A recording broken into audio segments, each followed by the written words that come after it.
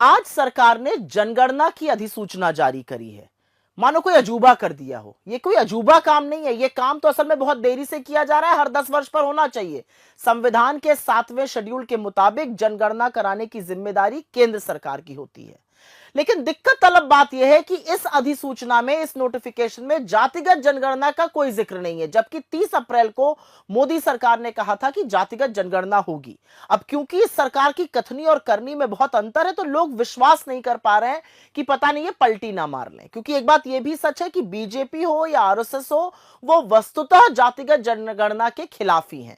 चाहे दलित हो, पिछड़े हो, आदिवासी हो, उनको उनका हक मिल जाए, उनके साथ सामाजिक न्याय हो जाए, इससे लोगों को बड़ी दिक्कत रहती है, इससे बड़े असहज रहते हैं। इनका इतिहास गवाह है।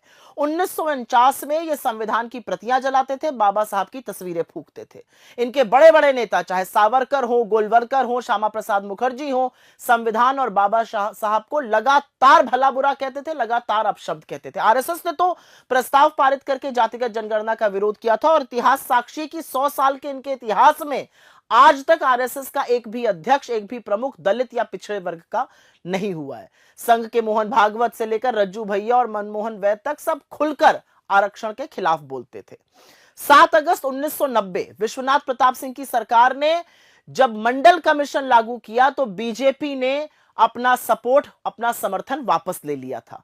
1994 से 2000 के बीच तत्कालीन संघ प्रमुख राजेंद्र सिंह, जिनको रज्जू भैया कहा जाता था, वो लगातार आरक्षण हटाने की मांग करते थे। 2010 में जब कांग्रेस ने सदन में जातिगत जनगणना का प्रस्ताव रखा, तब बीजेपी के मुरली मनोहर जोशी ने उसका पुरजोर विरोध किया था।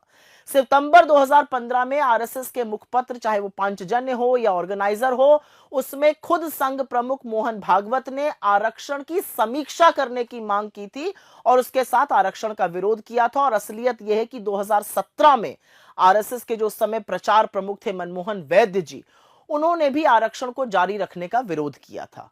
अब आते हैं 2021 जुलाई में।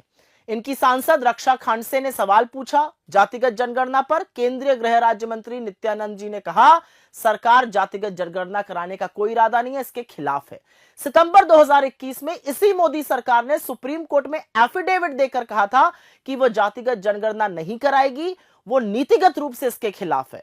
और अप्रैल 2024 में चुनाव प्रचार के दौरान नरेंद्र मोदी ने तो यह तक कह डाला था कि जातिगत जनगणना की मांग करने वाले असल में अर्बन नक्सल हैं। वो पहले ही जाति को नकार चुके थे और कहते थे सिर्फ 4 ही जातियां होती हैं। पूरे चुनाव में उनके तमाम बड़े नेताओं ने संविधान बदलने का दंभ भरा, यहां तक कि खुद योगी आदित्यनाथ जी ने सार्वजनिक मंच से आरक्षण का विरोध किया था।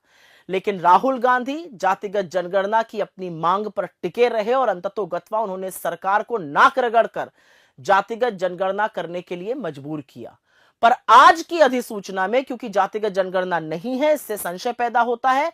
लेकिन एक बात साफ है और एक बात समझनी जरूरी है, और यह याद रखिएगा, अब कोई खेल नहीं चलेगा। अब आपको पलटी भी नहीं मारने दी जाएगी। असलियत यह है, आप कितनी भी कोशिश कर लीजिए, राहुल गांधी आपसे जातिगत जनगणना करा के ही मानेंगे।